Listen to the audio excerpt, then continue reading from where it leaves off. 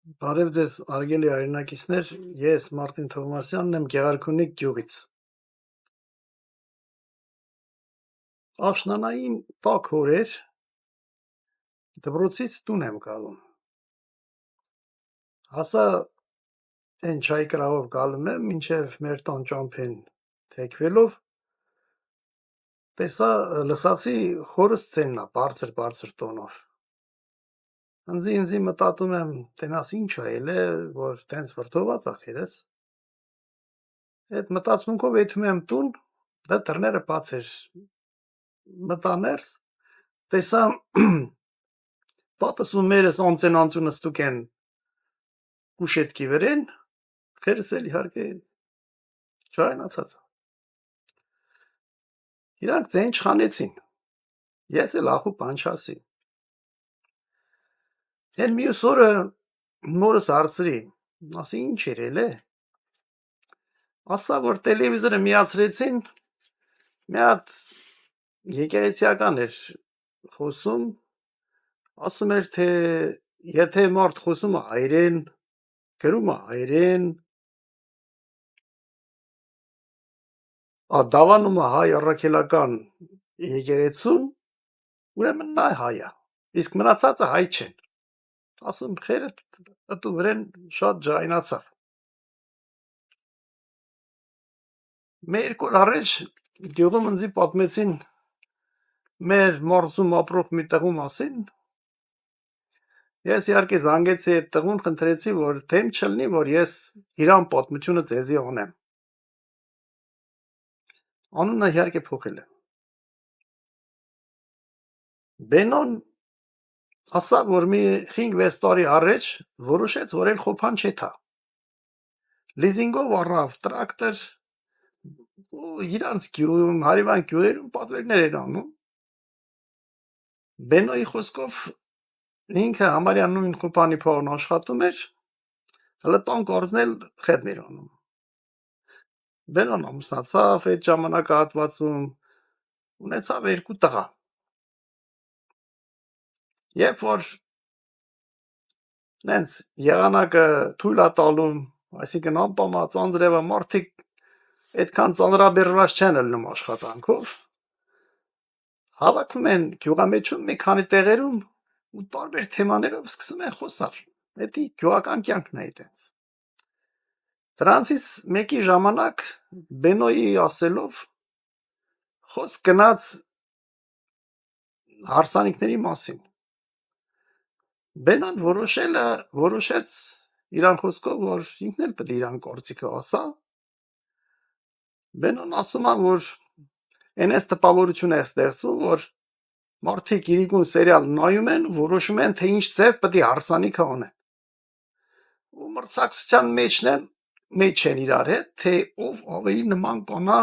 այդ ժամանակյուն պոպուլյար սերիալին։ Ու նշում է Բենոն, որ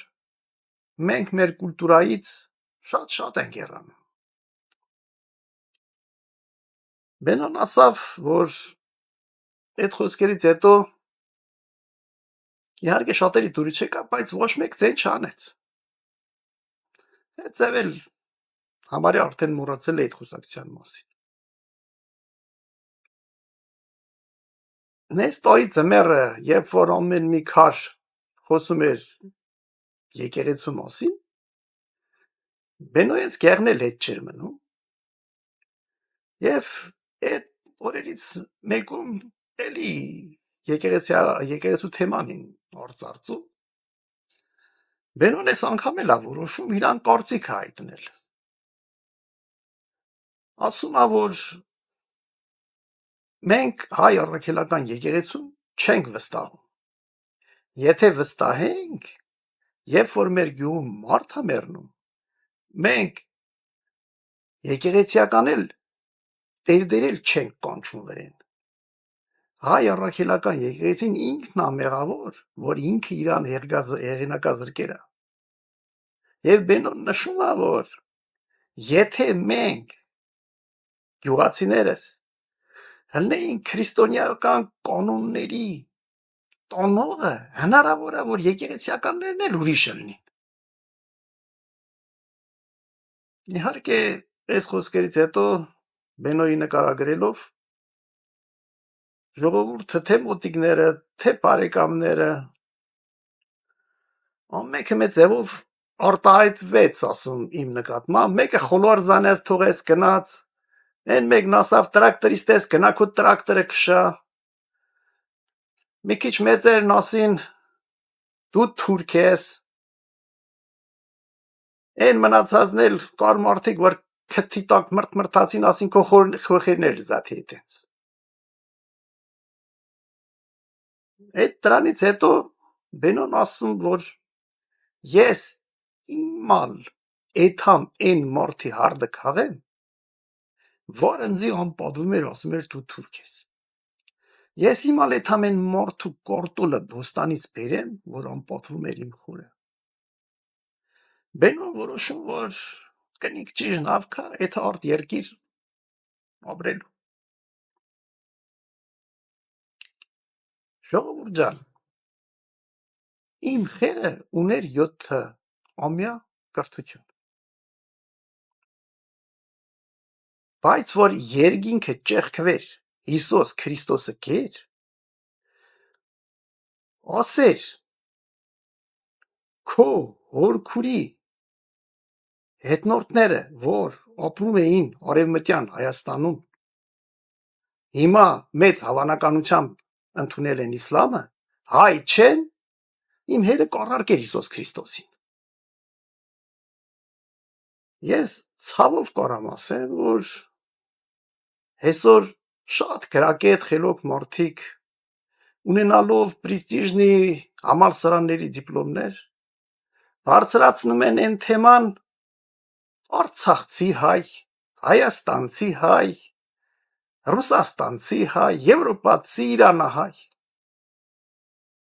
Երևի պատմությունը մեզ այդենց էլ բան չսովորեցրեց։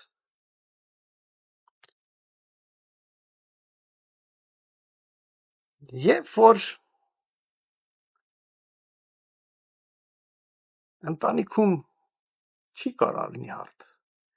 ինչ որ բանի մասին խոսում են, մեկը դեմ ալնում,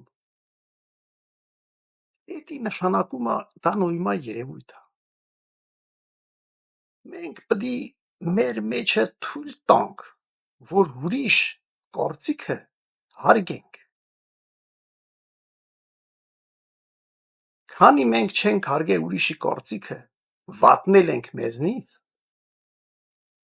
էդի նշանակում է, որ մենք մեր կողուկուշտը հավաքելու ենք մեզի հարմար մարդկանց։ Ժողովուրդ ջան, եթե մենք մեզի շրջապատենք հարմարներով, մոտ ապագայում ու ընդհանրապես կյանքում դժվար թե մենք ունենանք ինչ որ մի նորմալ հաղթանակներ։ Այսօր այսքանը, մինչև նոր հանդիպում։